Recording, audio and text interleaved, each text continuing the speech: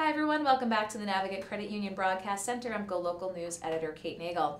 I'm joined today by a guest who's been in studio here before, Tim Faulkner with EcoRI. I appreciate your taking the time to come in. My pleasure, thanks for having me back. We were just commenting on how great it smells in the studio because 3 o'clock was the taste with Rick Simone with some great Fall River restaurant and shopping destinations, and it smells fantastic. Yes, it smells making me very hungry. Well, we're hoping we'll have some food for Tim when he gets off, but we're going to put him through his paces before he does so. There's a lot going on in the environmental front and probably going over a few topics today, but the one I really wanted to have Tim come in on, offshore drilling. We saw a little bit of a hiccup. The president had proposed this last fall. We did see the Department of Interior move forward with this, and we've also seen the response. We've seen governors from states up and down the eastern seaboard saying that they want to reject this. There was supposed to be an event here in Providence tomorrow pertaining to public input, but because of the shutdown, that got put on hold, but we don't know the new date now moving. Right, they just emailed me like a few minutes ago and told me that they haven't rescheduled them yet. There's about 5 of them, including one in Boston that would have been, I think, today, and one tomorrow that was scheduled for Providence, but no new date yet. No new date. And when you thought and when folks thought that this date was going to be happening, do you anticipate when it happens in the future that a lot of people will show up in opposition to this? Oh, definitely, yeah, because I think every environmental group from Save the Bay to Fossil Free Rhode Island and just, you know, even some of the more cursory environmental groups are really coming out for this one. There was going to be a march from the State House down to the Marriott where they were going to have that public meeting, and they were really putting out you know, the announcements in the news to get there, and from all levels of government too. From Washington, all the senators are trying to oppose this, and the governors. So yeah, there'll be a lot of people there when they do finally have it. When they do finally have it, and this is not a surprise. We heard from Trump about this through the campaign that if elected, that he was planning on doing this. You know, so not a surprise. But do states have the ability to opt out? I don't know if they. I'm not sure. You never know in what's going on with government today, but.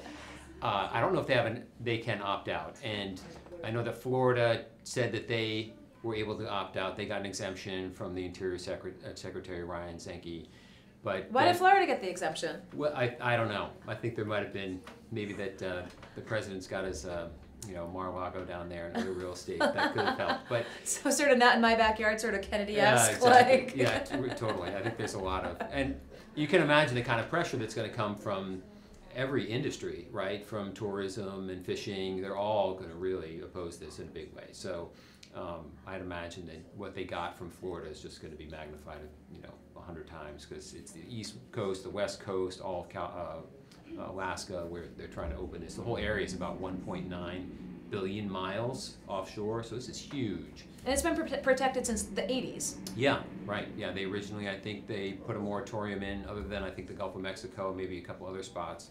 You know, they banned offshore drilling, and now they're, you know, it's trying to make a fair game.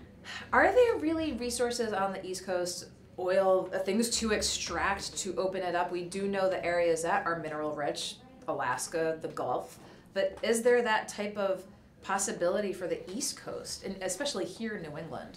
Yeah, I think, I mean, there must be. They conducted some oil exploration within the past year and a half. I haven't seen what the results of that were, but they say that there's, I mean, a few billion gallons or hundreds of billions of gallons of oil, and that may not be off of New England or not, but it's just kind of scary to think that, you know, it's a lot of area. It goes from 3 miles, which is where the state border ends, offshore, to about another almost up to 350 miles. So it's a huge area.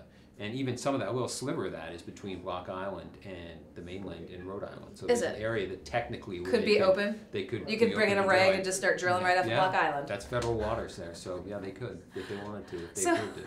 I saw a map, and again, I saw Florida in that area of opposed, but now we know they have the exemption. But did it look like Maine was fine because of political reasons?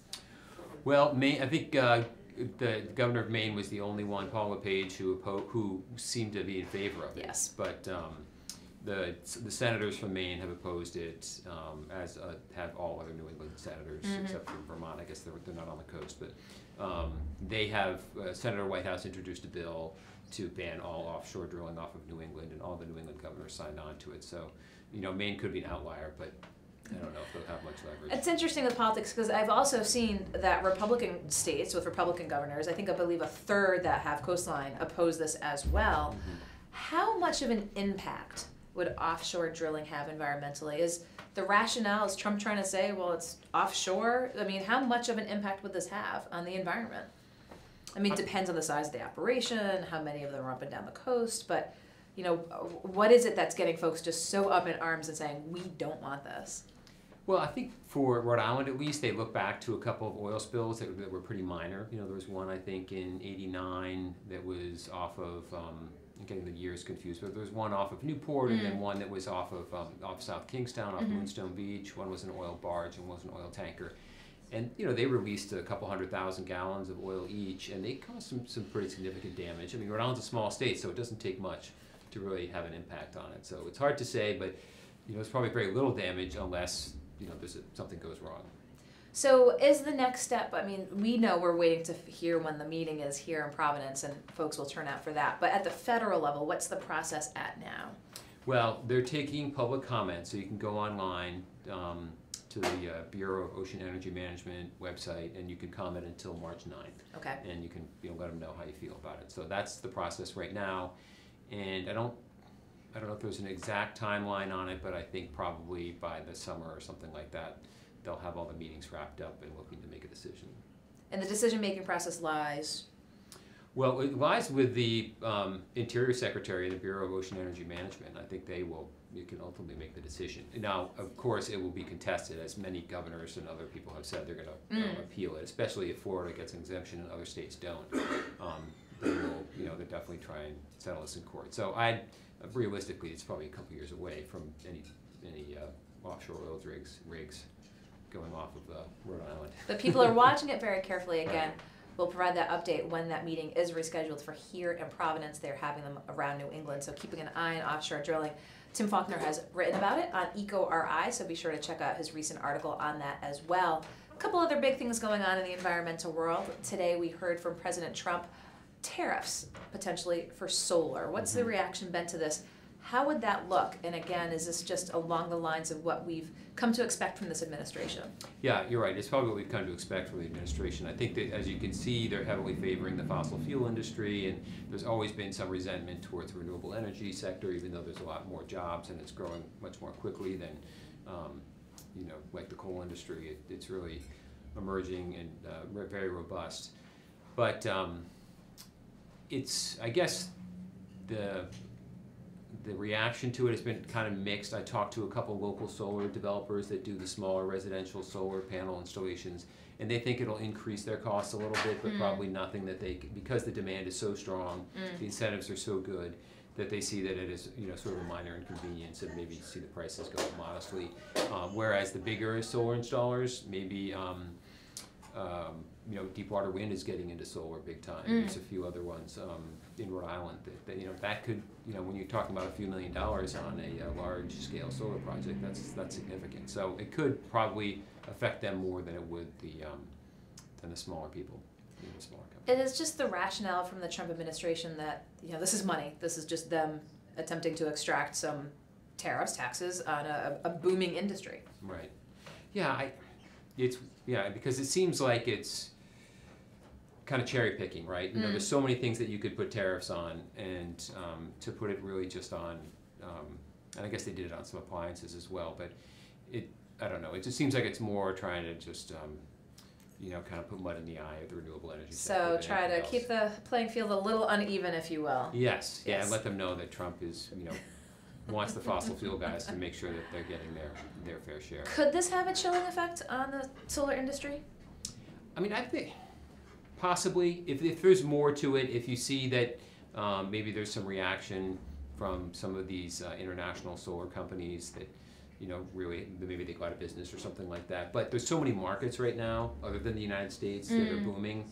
You know, obviously all over Europe and Asia that are embracing solar energy. So I think it's going to be a small inconvenience for everybody, and maybe not even much of anything for some of these smaller installers. So we'll see moving forward. But from your vantage point, here we are in 2018.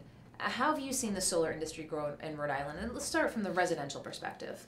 Yeah, I think the incentives are excellent, and I know that the state is really trying to get the word out as best they can. But I think with the incentives that they have right now, that you can get payback, meaning get your investment on if you buy a solar installation for your home, probably within 8 years, maybe less or maybe fewer. But yeah, I mean that's a pretty good deal. I think if you can after that you get your payback on it, you're basically getting your electricity for free. So it's a pretty good investment. I think people that compare it to something like a CD or other type of investment, you're getting somewhere between 8 and 10% return on your money. So it's a really good idea, and obviously it helps the environment. Do you see when there's issues, when there's storms, when there's issues with power outages with National Grid, do you see like an uptick? Have you heard from solar suppliers that people say they want to have some power in their own hands, so to speak? A little bit. I've talked to some of the solar installers, and they always get questions about trying to have their off-the-grid solar panels, because most of the ones that you get now, you have to be tied to the grid, especially if you want to get the incentives. But the idea of having your own kind of solar power generator, I think there's definitely a lot of interest in that. You're seeing that companies like Tesla and others are embracing this either from manufacturing side or from offering this as a package to some of the new solar installations. So it's I think we're in the very early stage, and Rhode Island's never on the forefront of a lot of these things. So people are doing it, and you're going to see more of it because the prices are coming down, and the availability of the the products that you can get for having like a in-home battery that's charged by solar panels. It's just going to get easier, and there's going to be more options. Well, we'll continue to follow that as well. So, offshore drilling, tariffs on solar, updates on what's going on with Invenergy and Barville. Okay, so today there was supposed to be a hearing on January 30th, which was kind of significant because Invenergy, who's the developer of this power plant, is trying to, one of the big things was they're going to try and have the ratepayers pay for connecting the power plant to the electric grid. And that's no small cost. The estimates has been as high as a couple $100 million for that cost. So you can see why they would want to not have to pay that. But the Energy Facility Siting Board has said this is kind of new. You've always promised that you're not going to make the ratepayers pay for this project. So there's going to be a hearing next week where they were going to have to kind of discuss this and maybe wait until this issue is settled with Invenergy, because they had a couple lawsuits about trying to get the ratepayers to pay for this. So today Invenergy said that they are withdrawing one of those lawsuits, and as a result the Energy Facility Siting Board has canceled the hearing for next week. There were 2 lawsuits, and Invenergy withdrew one of them, and that I guess was enough for the Energy Facility Siting Board to say, all right, then we don't need to have the show cause hearing next week. However, Conservation Law Foundation, who is in opposition to the power plant, has said, wait a minute, I think we should still have this other hearing because the other part of the lawsuit is still in effect. Now, I'm not sure what the details are on that other lawsuit, but you're going to see that there's a little bit of disagreement over whether or not the case is closed, on whether or not that application should go forward for the power plant. And so would you say this is a critical piece in the process? I think so. I mean, I think the way Conservation Law Foundation has been presenting it is that this sort of couple $100 million is going to be kind of a make or break for Invenergy. So it sounds critical. Yeah, and if they've said that they don't want to pay it, and maybe if they don't, maybe it's a sign that they are pulling out, but probably not.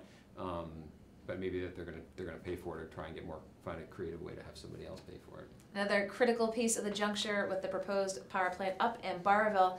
Speaking of being up places, you're often at the State House. Yes. Yep. Quite often. What's on your plate? What's on the agenda this year? What are you looking to in the 2018 General Assembly session? Yeah, I think this year they've tried the environmental bills have always had a focus on climate change. Some of the bigger ones. There's renewable energy incentives. There's always a couple of those every year that get expanded or updated a little bit. And they've been trying for a couple of years to pass a carbon tax or a fee on any fossil fuels that come into Rhode Island, or you pay a tax on it at the pump, or maybe when it comes in through the pipeline into the state, you pay a fee on that, and then that fee is returned as a dividend to residents and to businesses, and it helps support renewable energy projects and other things. So that's worked in British Columbia, and other places have done these, and they've been very successful as a way to really incentivize renewable energy and kind of cut the fossil fuel use. So there's a bill for that. It's the third year, and hopefully that'll pass this And you year. talk about British Columbia, any place in the States? Well, no, I don't. I think maybe some. I think I'm drawing a blank. I think that Seattle or the state of Washington defeated it in a referendum a couple of years ago. Interesting. Yeah, and But states keep looking to it Yeah. as a model. yeah, and if Rhode Island passes it, they're not going to pass it unless Massachusetts and maybe another state in the Northeast approves it as well. So that way, it's just It's not- regional. Yeah, I mean, that's a regional thing. So carbon tax is always one that gets a lot of attention. There's going to be a public meeting on it next week when the bills are introduced, so look for those. Okay, gonna keep an eye on the carbon tax. Anything else we should keep an eye on up there? Let's see, there's always, every year they try and introduce a bag ban, a statewide bag ban, and we're seeing more cities and towns, adopt these, so that's something that's going to get a lot more attention. Do you think that's the way? Are we gonna see more cities and towns before a state were to take a statewide action? Probably. I think you're going to, especially the coastal communities, they're the ones that seem to be embracing this because, they pick up these bags on the, coastal cleanups and it gets in the water and causes all kinds of problems. So you'll probably see more of the coastal communities, maybe more in the West Bay, starting to adopt that. But eventually I think it's going to happen. I think there'll be a statewide one.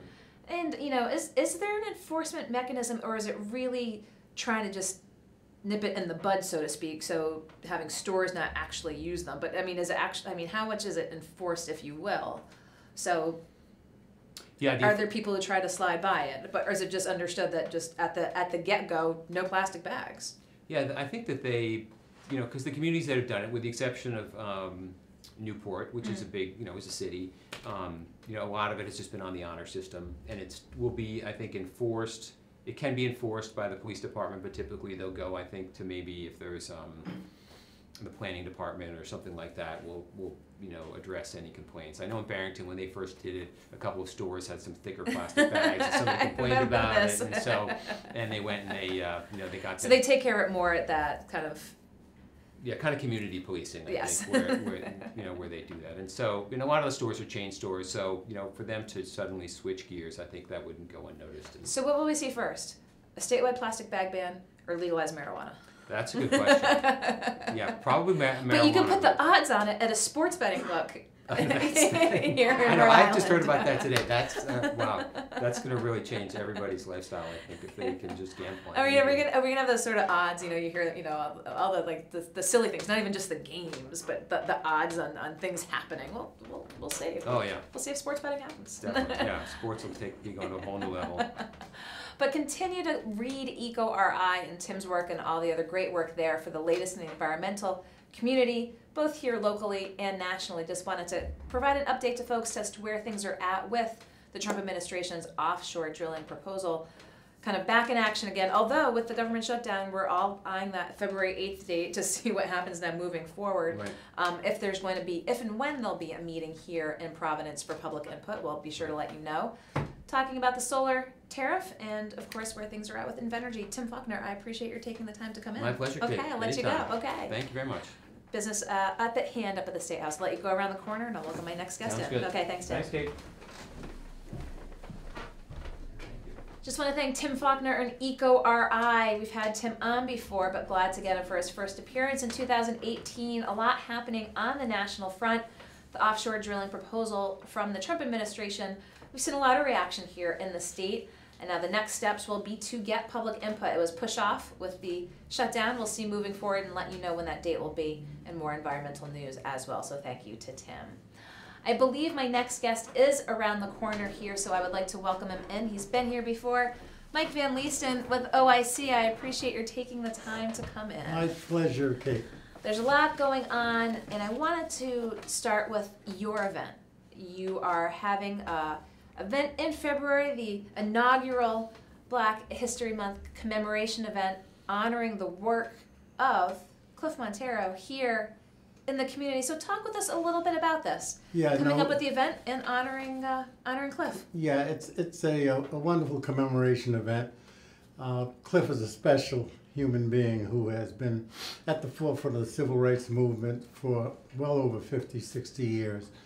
And the other great part of this event is that it's a collaborative effort between the Rhode Island Black Heritage Society and the OIC of Rhode Island. And there's a natural, organic relationship between both the OIC and the Heritage Society. And it's entitled, the theme of it is Beyond Creative Survival, because as we all well know, that period of slavery and all of that, we were one of the early immigrants, so-called immigrants, quote unquote, here to the state, and the only difference, which is a significant difference, was the color of the skin. But it should not take away from the tremendous contributions that the black population made to the growth and development in the state of Rhode Island, not just social, not just cultural, but economic development here in the state. So it's a really special event coming in on February the 28th, 8 o'clock. We'll have links and information up on on our site. Oh, okay. And we're just hopeful that we get a good turnout. We're getting a great response to date, getting good sponsors, hoping that GoLocal agrees to be a sponsor of some sort. But and we're also pleased to announce that we'll be having a young man by the name of Travis McCready, who's the CEO of the Life Sciences Center in Massachusetts. So we want to blend not only the rich history in the past and the creative survival, but we want to talk about going beyond and where we go from here and how we further the growth and development of the black community on an economic development side. If you'd like a tissue, I have one here, sir. So, will you be giving the presentation about Cliff? What are you going to be telling people in attendance about his impact here in the state? Well, you know, civil rights is such an important part of the American story.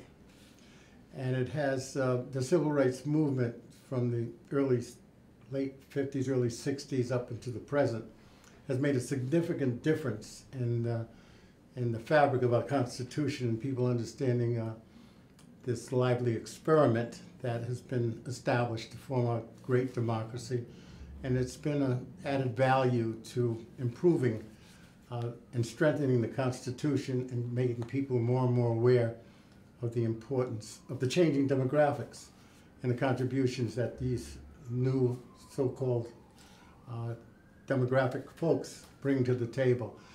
Cliff has been at the forefront of advocacy for over 60 years. I can recall so vividly when we were kids, you know, about 20, 21 years old, registering voters here in Rhode Island.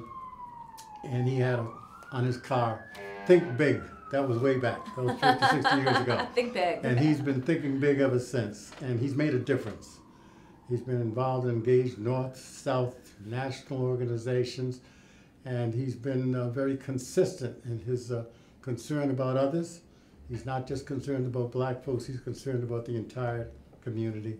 But his primary focus is to make sure, as long as he has breath in his body, that he can advocate and push forward progress for people of color, especially in the black community. So he will be honored at this upcoming breakfast in February by the OIC. And a couple more things I want to talk about while you're here in studio. It's the end of January 18, and want to just know what's on your plate. Obviously, getting ready for this big breakfast and commemorating it, but what's in store for the OIC in 18?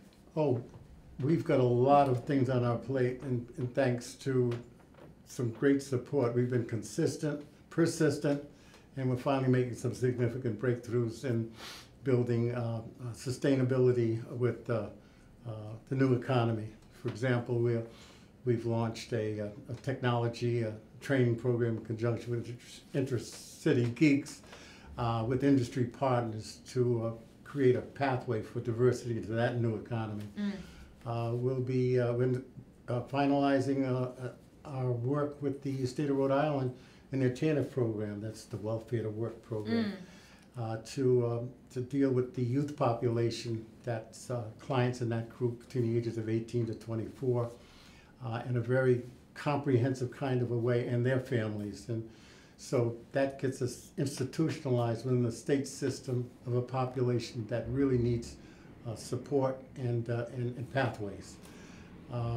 We just signed a contract with the City of Providence to support the minority business enterprise construction contractors, a specific one, Okay. to assist Mayor Lorza and the administration on fulfilling the housing kinds of challenges, the vacant housing challenges that exist. Does the city and the state do an adequate job with, from oversight perspective for minority businesses, that the requirement in certain contracts for new buildings and construction that take place here? Yeah, in my judgment, I think that there is probably under both the Raimondo and the Lorza administrations understanding, and it all starts with that, that it goes beyond just the percentages. That's kind of a management tool. It gets to bringing added value, bringing new talent, new energies into the economic development system.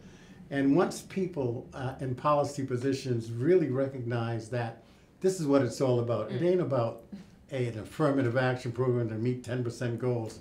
Sure, that's wonderful from a management tool vantage point, but to bring more talent into the equation, and that will grow our economy. So if we get that thinking in place, and I think it's starting to get there. So excellent. I don't think that there's enough yet at the highest levels that understand that and are providing the kind of resources to make it happen, not just with local organizations like OIC or any other organizations, but in the schools and getting people, young people in the demographic areas to really appreciate the business development opportunities that will exist in the past, and this is an opportunity for them perhaps to pursue. So it's comprehensive in scope. Yes.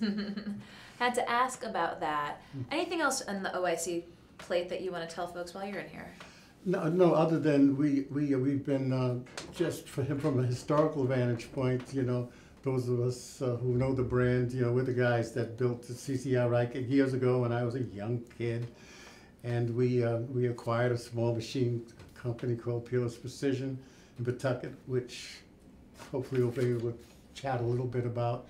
Cheryl Watkins-Sneed. That was my next question with today, with the loss that the state and her family has suffered, a leader in the community at Banneker Industries. Cheryl Sneed passed away at the age of 59, and just the outpouring of support, remembrances of the impact. She had a larger than life impact on the community. Just talk with us a little bit about that. Cheryl was just an extraordinary human being. She was a consummate professional from a business vantage point, and she was a consummate engager in community work. I mean, and she worked endlessly, tirelessly, with style, and with humility. And I say that if she was standing here right now, I would say that to her. And I'm just so fortunate to have been a part of having her here in Rhode Island, because when OIC acquired the small machine company in Pawtucket, we hired her to be the second in command of this aerospace company. And out of that little acquisition that we made way back in '78 or so, emerged and evolved into Banneker Industries. And it just so happens that she's married to my cousin, and close to the family, the overall family. And so tremendous human loss, tremendous loss to the family, obviously, tremendous loss to the Rhode Island community. She was just a tremendous, tremendous human being, and I don't even see anyone out here right now that was as eclectic, if you know what I mean, in terms of her touch with people in this community, and she will be sorely missed. Was she, how much of a groundbreaker in her roles? Again, you talk about going back to the 70s. Yeah. I mean, can it not be overstated how many barriers she broke down? She has, if there's been someone who's been in a very quiet way making changes and getting people at the highest levels of the public and private sector to really have a deep appreciation for this woman who happened to be black. She was a prime example. She had to make a major difference in policies on her participation on bank boards, on the participation both on national boards, black sorority. I mean, she was just, she covered the waterfront, and there are very few people that can cover today's waterfront. Well, she had a major impact here in the state. Anything else you want to share about Cheryl and what she meant to Rhode Island? Just, I was in conversation with her dad, Bill Watkins, and he and I had done a number of things here in Rhode Island before he retired. He worked for the Grid. And we just had a wonderful father-to-father conversation, literally one of the 100 conversations that we've had, and we just chatted about Cheryl. And I recall him saying, he said, Cheryl in 59 years did more than 10 people could do in a lifetime. He was so proud of her, and just knows that she's in a good place, and we just miss her tremendously, but value what she's done for so many.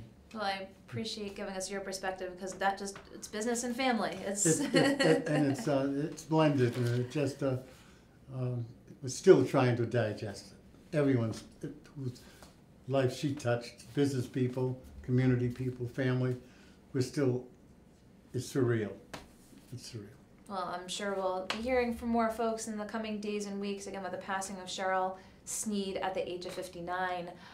But we will have links for the big event coming up in February for the OIC, the first Black History Month commemorative. And so this is the inaugural breakfast. This is our inaugural breakfast, so come on down. Yeah, we really want to have a nice audience. It's 8 o'clock in the morning. Get up, those of you who don't get up too early. Get up, get breakfast. Yeah, get breakfast and just participate in what will be a significant event. Well, we'll have more information for that for you online with the links about that breakfast as well. But Mike, I appreciate your taking the time to come in today, and I'm sure we'll talk moving forward, but we'll let you go off, and we'll have you back in soon. Thank you very much, Molly. It was great. Nice seeing you. Nice Take care. seeing you too. I'll let you go around the corner. Okay. Okay. Bye. Mike Van Leesten with OIC. They are having their first, it's the inaugural Black History Month commemorative breakfast. They are honoring Cliff Montero for his impact here in the community. They'll have other keynote speakers as well. We'll have links up for that too. So looking for more audience participation, more sponsorship, so we'll provide more info for that. We kicked off the 4 o'clock hour with Tim Faulkner with EcoRI talking about offshore drilling from the Trump administration, where Rhode Island stands, where he sees things moving forward, talking about tariffs on solar, what that might have an impact on the industry, and the latest in the Invenergy attempt for a power plant in Barville, going through some regulatory machinations, and just mentioned just today where things stand with their attempt to connect, if possible, at Invenergy to the grid and their lawsuit pertaining to that and how that plays into the big picture. So we kicked off today at 3 o'clock with Rick Simone with The Taste, with great food and dining from Fall River. Appreciate folks coming into that. Again, it smells great here in the studio. Just provided you with a little bit of a news and politics update here at GoLocal. We've got a few big guests coming up for you in the coming days. We've got Commerce Secretary Stephen Pryor will be in studio here with me tomorrow at 4. Rick Simone will be back with The Wedding Show, and of course Molly O'Brien at the 3 o'clock hour with All Things Lifestyle. On Friday, I welcome in Governor Gina Raimondo for a pop-up earlier than the shows at 2:30, so be sure to tune in for that. And we'll have the Speaker of the House at 4 o'clock kicking off that hour. So we're going to have a big politics couple of days here in the Navigant Credit Union Broadcast Center. If you've got thoughts, you've got questions, want to reach out to me beforehand, please do so. But as always, we appreciate your watching, we appreciate your feedback, and we look forward to seeing you back here in studio again tomorrow. GoLocal News Editor Kate Nagel.